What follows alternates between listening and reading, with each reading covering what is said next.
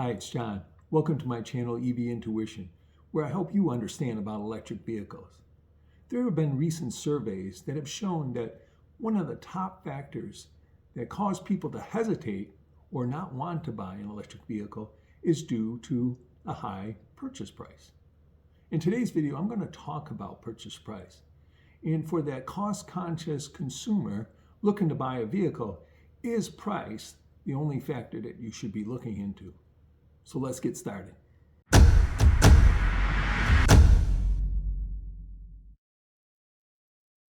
Before I begin today, I encourage you to subscribe to my channel and give me a like or any comments that you have. I provide lots of videos that help you and educate you around electric vehicles. Today we're talking about purchase price being a barrier to electric vehicle purchase or ownership. And what I'm asking people is purchase price the only cost that you should make a decision with? And what I invite you to do is really think about it. If you were to buy any vehicle and you got a bargain on it, you save several $1,000s on that vehicle, and you take it home and you drive it and you end up putting thousands of dollars each year into maintenance. Well, you've already defeated your purpose of that savings, original savings on your purchase price. In the same way, when you buy a gas vehicle versus an electric vehicle, I think the right thing to do is look at the total cost of ownership of that vehicle. Now, that total cost I have broken down into 5 different areas.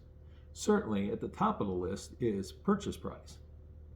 There's no arguing that purchase price is typically the biggest outlay of money at one time that you'll incur in vehicle ownership. But the other factors are also important. Fueling versus recharging. You could be doing this on a weekly basis, depending on how much driving you do. So the cost differences between buying gas or the electricity cost that you're using to recharge your vehicle could be a significant factor in determining how much it's costing you to operate that vehicle. The third thing I encourage you to look at is maintenance. Now, maintenance is something you have to regularly do to vehicles in order to keep them running, make sure that they pass the state inspections, etc. And maintenance is something that you may have to do multiple times a year. And maintenance becomes more and more important as the car gets older. The next area, and then one area that people don't often look into, is cost of insurance. Insurance is something you have to pay on a yearly or bi-yearly basis. So we're going to look into that. And the last area is tires. Tire I broke out from a maintenance area because it happens to be a big cost of your maintenance, replacing the tires, which, depending on how often you drive your vehicle, could be every couple of years.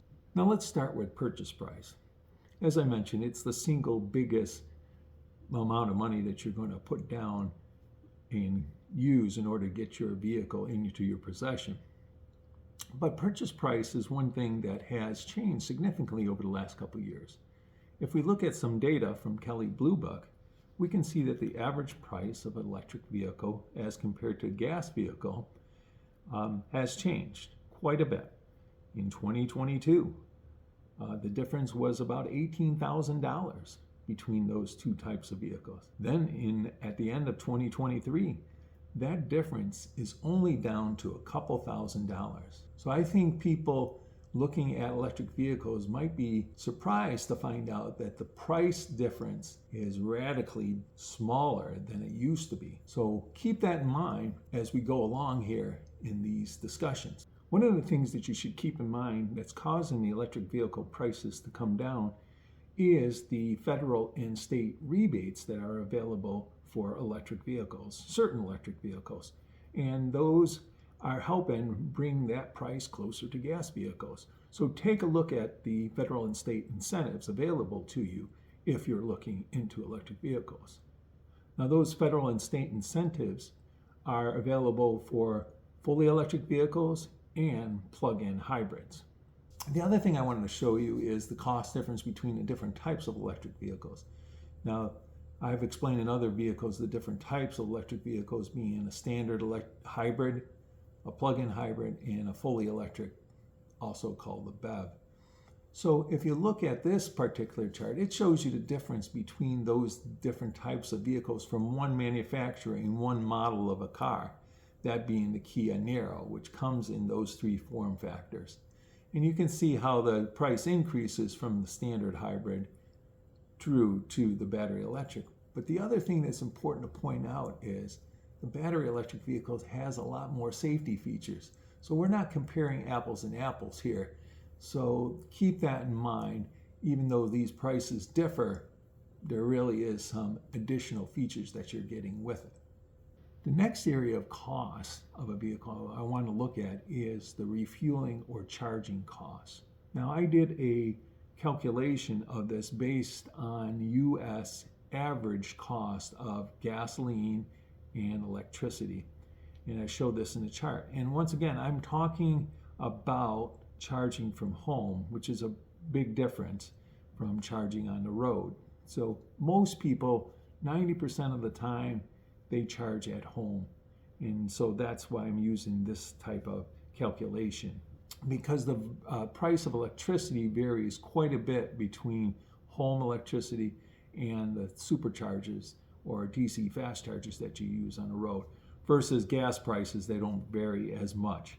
So keep that in mind. In looking at this, I did the calculation for two different electric vehicles versus an average US car, and based on the current prices of gas and electric across the United States.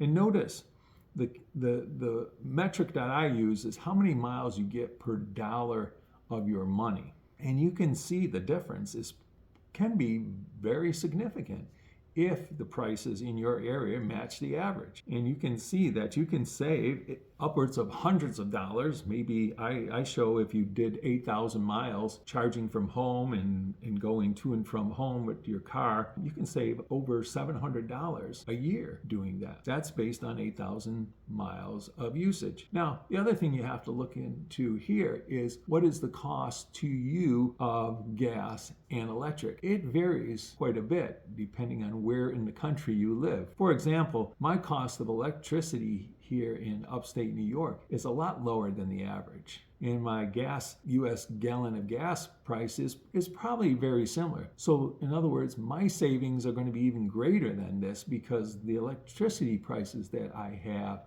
to pay are a lot less. So you have to look at your individual location and do that comparison in order to get a true metric of how much savings you're going to get buying electric versus gas. Or are you going to get any savings? That's something to keep in mind. But in general, most people will find that there is a savings of gas versus electric by using these national averages. That demonstrates that pretty clearly. Now, the third area that I want to look into is the cost of maintenance. Now, I'm going to show you a list of the standard maintenance items that you do for all vehicles, particularly gas vehicles, and then I compare them to, do they apply to an electric vehicles?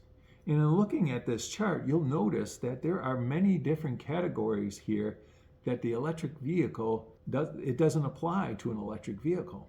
I highlight in bold a couple of the big ones that I think are important to keep in mind. Oil and oil filter changes, which is something people do regularly, at least once, maybe more times a year, depending on the type of oil you use. So that's a big savings. The other thing is brake work. I point this out that one of the key factors of an electric vehicle is it uses regenerative braking. In other words, it uses the electric motor to slow it down versus the brake itself. And what's that going to do is it's going to save you on how often you have to get your brake pads replaced. So those are two things to just keep in mind out of the myriad of things. The bottom line is there are less maintenance items for an electric vehicle versus a gas vehicle.